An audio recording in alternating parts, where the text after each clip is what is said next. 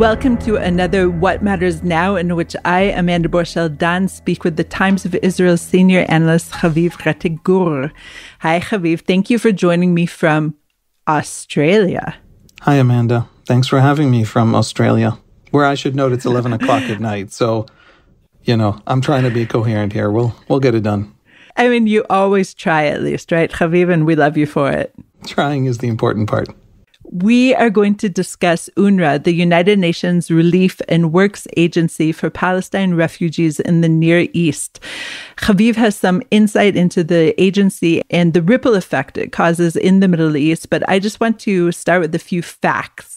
So UNRWA is for 5.9 million registered Palestinian refugees, 1.6 million in Gaza, 901,000 in the West Bank and East Jerusalem, 2.4 million in Jordan, 487,000 in Lebanon, and 450,000 in Syria. All of these numbers are taken from the UNRWA website itself.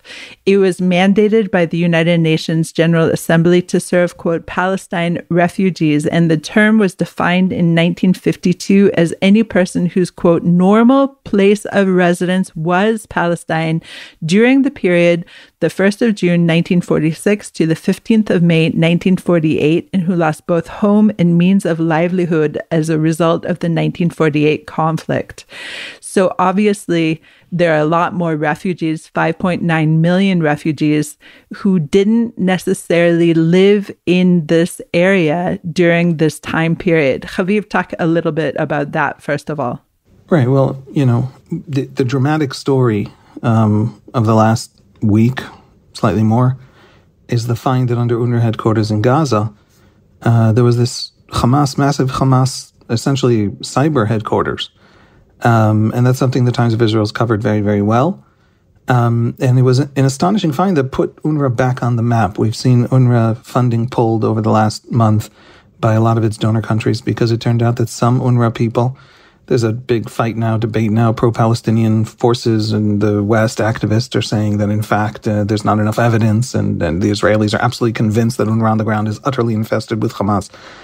But the point is that back and forth really raises these deeper questions. As you said, we're talking about millions of people.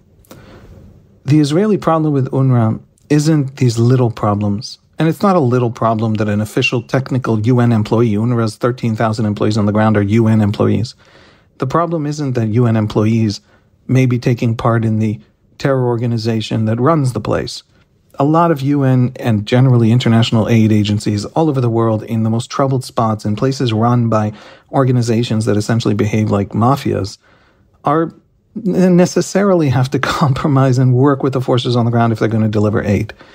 Honest brokers can make, people who sympathize with UNRWA can make that argument.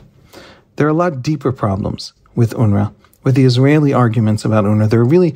They're simple, shallow, simple ones. Some UNRWA people took part in October 7. There's Hamas manages to get its people, its loyalists, sometimes its actual members, into the UNRWA ranks in Gaza. These are the simple, shallow points. The deeper points, you hinted at just with those numbers. Something like 700,000 people between 1946 and 48. Palestinian Arabs. By the way, technically there are some Israeli Jews who fall under that category, but they're not taken care of by UNRWA. But something like 700,000 people in 1948 count as those Palestine refugees. That's the technical term under UNRWA. UNRWA's rules actually allow it to expand that definition without them having, in other words, anyone they deem in need of assistance in some way connected to 1948, they can add into the list. They don't even have to have been people who were actually kicked out or fled in 48. And technically, the UNRWA rules also say that it's by male line descent. UNRWA in practice includes female line descent. Long story short, those 700,000 have ballooned into 6 million. There are 6 million people taken care of by UNRWA, recipients of aid from UNRWA in Lebanon, in Syria, in Jordan, in the West Bank, in Gaza, in East Jerusalem. And that itself is something astonishing and strange, because there's one other UN refugee agency in the world, the UNHCR, UN Refugee Agency, and its job is to go into a refugee situation, find everyone places to live, find everyone ways to integrate into the country to which they fled, and reduce the number of refugees in the world. But UNRWA, because it defines refugees by descent, and all descent from that pivotal moment of 1948 makes you a refugee, actually expands the number of refugees. In every generation, the group grows. What's astonishing is over 2 million people in Jordan who are Jordanian citizens. How can a Jordanian citizen living in Jordan be a refugee? But under UNRWA's definition, being a Jordanian citizen in the country of Jordan, you are still a Palestinian refugee. And so UNRWA creates a real anomaly in how the international community understands what a refugee is. And it creates it only in the Palestinian case. No other refugee group. There were 100 million refugees in the 20th century. There were about as many Jewish refugees from the Arab world as there were Arab refugees from Palestine in 1948. But none of them are still refugees, certainly not their descendants. That is a unique category established for Palestinians that creates these real oddball situations in which millions of civilian citizens of a country they are living in still count under law, under the General Assembly resolutions, as refugees. So we're talking about those deeper problems, those deeper ideological problems. And that really is an ideological point. They're not refugees in the sense that they fled somewhere and have to be taken care of in an emergency because they fled. They're refugees in the sense that UNRWA reflects as an organization the Palestinian ideological demand that 1948 never have happened. And that's why Israelis see UNRWA as an enemy, because it's an attempt by Arab countries to reverse 1948 in the view of Israelis.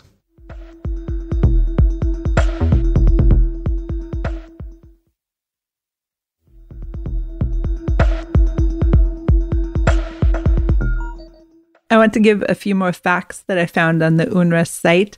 There are 58 recognized Palestine refugee camps in Jordan, Lebanon, Syria, the Gaza Strip, and the West Bank, including East Jerusalem.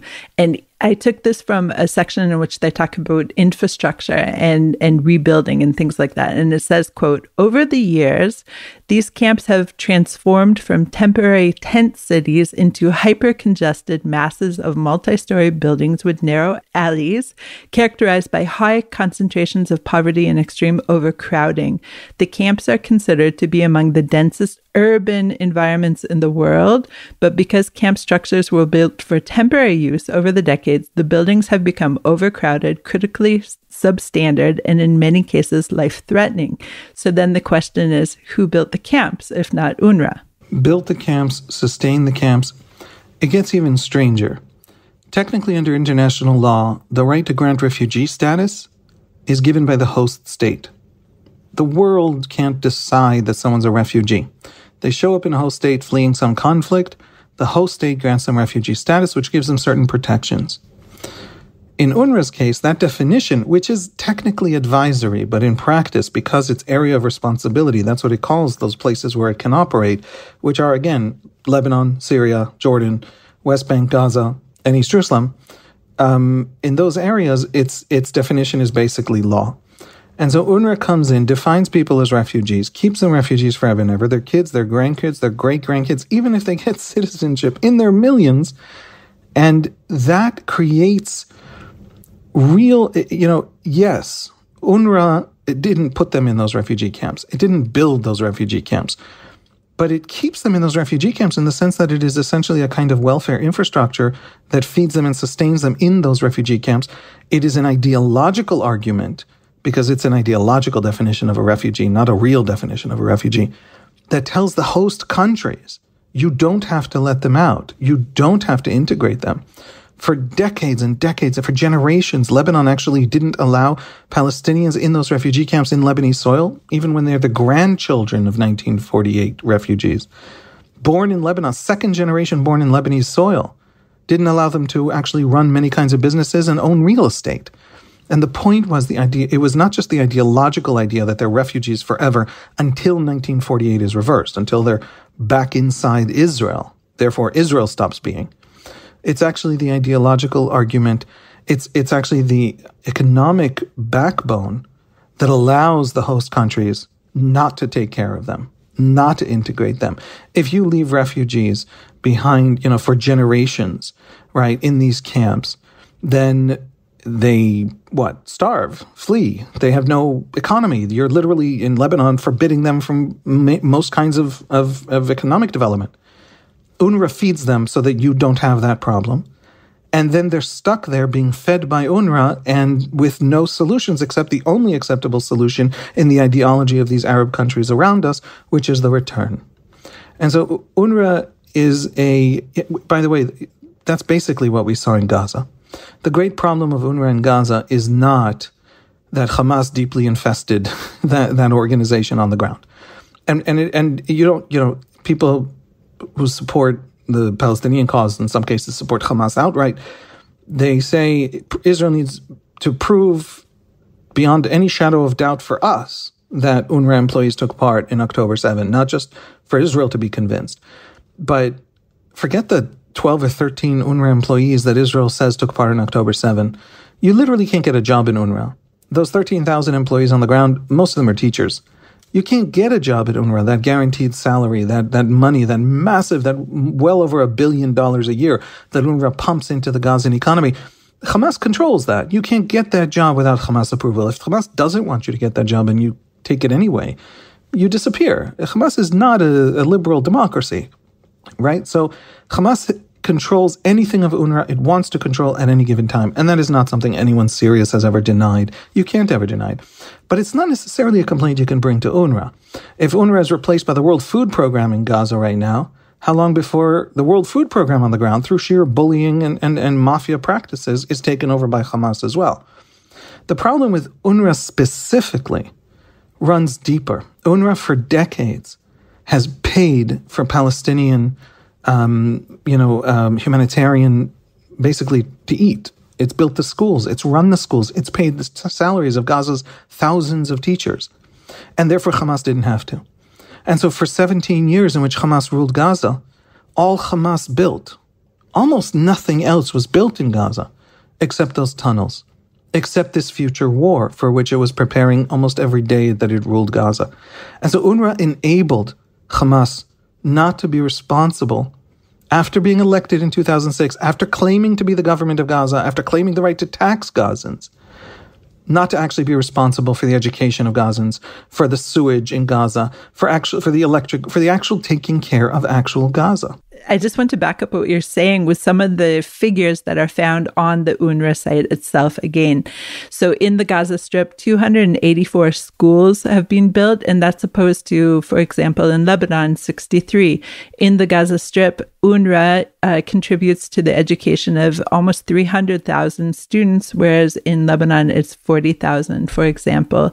Just the educational staff, as you just mentioned, it's 9,419 educational staff in the Gaza Strip, as opposed again to Lebanon, 1,800. And health staff, of course, is similar. It's almost 1,000 health workers in Gaza, whereas there are 300 in Lebanon. And just the total number of camps is actually something that's really interesting. Of that 58 that I cited earlier, 8 are in the Gaza Strip, 10 in Jordan, 12 in Lebanon, 12 in Syria, and 19 in the West Bank, which I find just fascinating that the most camps, refugee camps, are in the West Bank, which is ostensibly under the Palestinian Authority. It's an astonishing thing. Most Gazans are technically refugees. This is something that Einat Wilf, a former member of Knesset, we both know, has written a book about the problem with UNRWA in the Israeli view. Most Gazans are UNRWA refugees, by the UNRWA definition of a refugee. But Gaza is, by the Palestinians' telling of their story, in the Palestinian experience and Palestinian identity and what they call historic Palestine. Well, if it's historic Palestine, and how can most people living in this part of historic Palestine be refugees? It's not even just refugees in Jordan. Once you get citizenship of a place, you belong to it, you are no longer a refugee. You could be a Palestinian refugee in Palestine, by UNRWA's definition, and under Palestinian rule in the case of Gaza under Hamas. So, yes, UNRWA is an ideological definition of a refugee.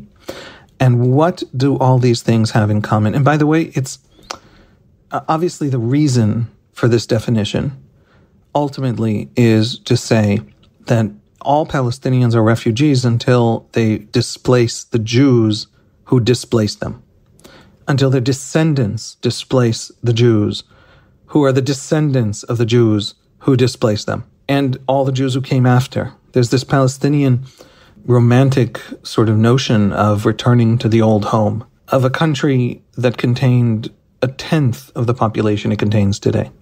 There aren't any old homes. There are a tiny handful of old homes.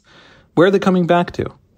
But they have this romantic notion that they're going to push out millions of Jews and there'll be this Palestine liberated by this mass return of millions upon millions upon millions of people who grow in every generation, even if they have citizenship elsewhere. So it's an ideological idea that sustains the fantasy among Palestinians and sustains it in real terms, in hard financial and economic terms, that Israel can be removed, can be displaced. That 1948, never mind 1967, 1948 can be reversed. I just want to build on what you're saying about the romantic ideology of coming back to the houses. Of course, there are people who, until today, have the old keys of their former or their father's father's home, and some wear it around their neck, some keep it at some special place in their home. But Haviv, I want to ask you, if you take it into Jewish terms and you talk about, for example, Holocaust restitution, there are, of course, Jews who went back to their houses in, Slovakia and Poland and got financial restitution for these homes in the countries, of course, that allow for this, which is not every country that I just mentioned, by the way. And so don't you think that it would behoove Israel to offer some kind of financial restitution to these people? The demand isn't restitution. Restitution is financial. It's for property. The demand is not restitution. Jews were mass robbed, and then they were mass murdered under the Nazi empire in Europe, and often by locals. In other words, in Lithuania, often by Lithuanians, more often than by actual German Nazis. And so the Jewish demand for restitution has nothing. You can't take money for the lives, but it's a demand, and you can't take the land back. The capital of Lithuania, Vilnius, some significant swath of its most valuable real estate would be owed to Jews if there's a right of return to the place you lived for hundreds and hundreds of years, and were then kicked out of, in their case, actually mass murdered. But let's imagine merely kicked out, which is not merely, I don't mean to minimize the Palestinian experience, but the Jewish experience of Europe was something in multiple orders of magnitude and vastly worse. The entire story of the Nakba, according to the entire experience of the Nakba, of the disaster that they see as the founding of Israel and their displacement in 1948, has a death toll of about 13,000, according to Palestinian historians. 13,000 people dying is a terrible thing. Hundreds of thousands being displaced is a terrible thing. But you can't compare it to, if you compare it to the Holocaust, you're engaging in a form of Holocaust denial. But even then, there is never been a Jewish claim that restitution is for lives. Nobody pays us for Jewish lives. But the specific things robbed from the Jews, as a precursor, sometimes immediately after their mass murder, the property, there have been claims of restitution for. The Palestinian demand is not for property. A Palestinian demand for property is I think, a fascinating debate. Israel can afford to pay. The international community can certainly afford to pay. And if this money goes to Palestinian descendants and helps them establish themselves and helps solve humanitarian crises and helps integrate them into their societies and helps, in the case of the majority of the Gazan population that is a refugee, in quotes, because they're living in Gaza for generations, but from other parts of the land, helps them rebuild Gaza and build Gaza into a better and stronger economy. Salamat, as they say in Arabic. Wonderful, let's do it. Why not? They're demanding return. Nobody claims for the Jews the right of return to Baghdad. The Jews are something like a fifth or a quarter of the population of Baghdad in 1930. Give me a fifth or a quarter of 1930 Baghdad, and then we can talk about restitution being, about actual return to the place from which you fled or were kicked out of, being a thing in international law. No Jews claim the right to get back Vilnius. Maybe the value of some property there. Right. So essentially what we're saying is that it's an ideology and there is no practical solution to appease an ideology.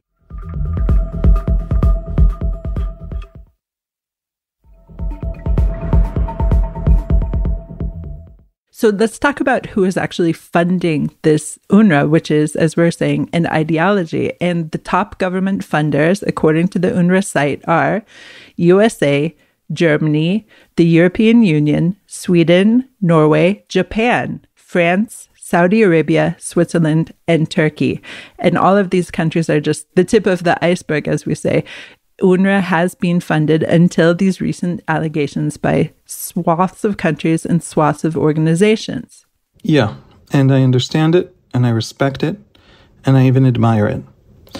And it clarifies for us the trap. Pro-Israel countries are the most important and massive funders of UNRWA.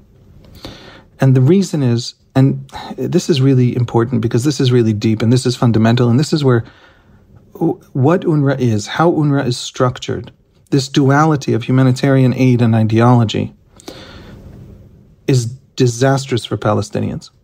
The reason the United States and Germany and Britain and countries like that fund massively UNRWA is that UNRWA is the only humanitarian game on the ground. And Palestinians desperately need this aid, especially now in the war. But let's pretend we're in October 1st and before the war. What are they doing? And the answer is, they're literally helping to finance schools in Gaza. Now we know that taking that responsibility away from Hamas allowed Hamas to construct the battlefield. It allowed literally to turn Gaza into a battlefield, to draw in a war with massive civilian casualties as its strategy. Okay, the Israelis were as unaware of that as the Americans, so I can't come to the Americans with complaints, or at least most Israelis. But the point is that UNRWA, the reason they're funding it is that this humanitarian aid need is real and it's desperate and it's not going anywhere. The evil that in UNRWA, there is one thing about UNRWA that I think is evil, and it's to some significant extent unintentional, but it is nevertheless disastrous.